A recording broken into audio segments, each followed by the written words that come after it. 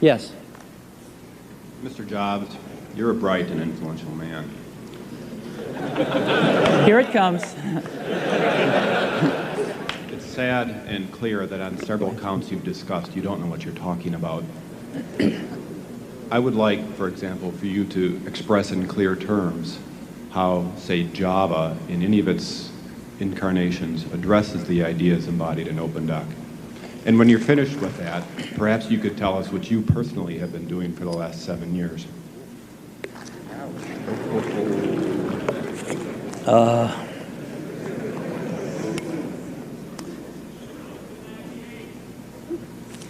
You know, you can please some of the people some of the time, but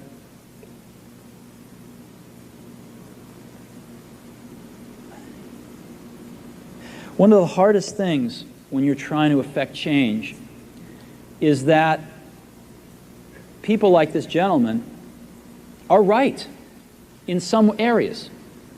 I'm sure that there are some things OpenDoc does, probably even more that I'm not familiar with, that nothing else out there does. And I'm sure that you can make some demos, maybe a small commercial app that demonstrates those things. The hardest thing is, how does that fit in to a cohesive, larger vision that's going to allow you to sell $8 billion, $10 billion of product a year? And one of the things I've always found is that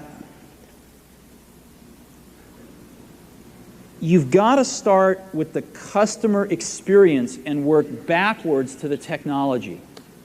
You can't start with the technology and try to figure out where you're going to try to sell it. And I've made this mistake probably more than anybody else in this room. And I've got the scar tissue to prove it. And I know that it's the case. And as we have tried to come up with a strategy and a vision for Apple, it started with what incredible benefits can we give to the customer? Where can we take the customer? Not starting with, let's sit down with the engineers and figure out what awesome technology we have, and then how are we going to market that? And I think that's the right path to take. I remember with the laser writer, we built the world's first small laser printers, you know. And there was awesome technology in that box. We had the first Canon laser printing, cheap laser printing engine in the world, in the United States here at Apple.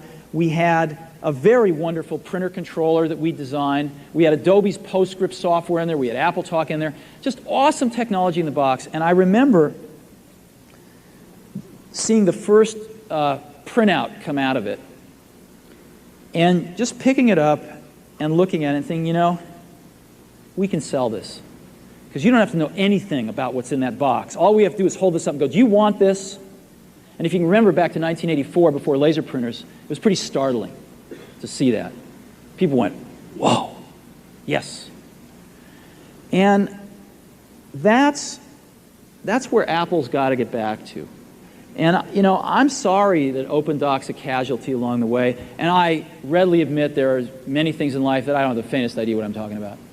So I apologize for that too. But there's a whole lot of people working super, super hard right now at Apple. You know, Avi, John, Garino, Fred. I mean, the whole team is working, burning the midnight oil, trying to, and people, you know, hundreds of people below them, to execute on some of these things, and they're doing their best.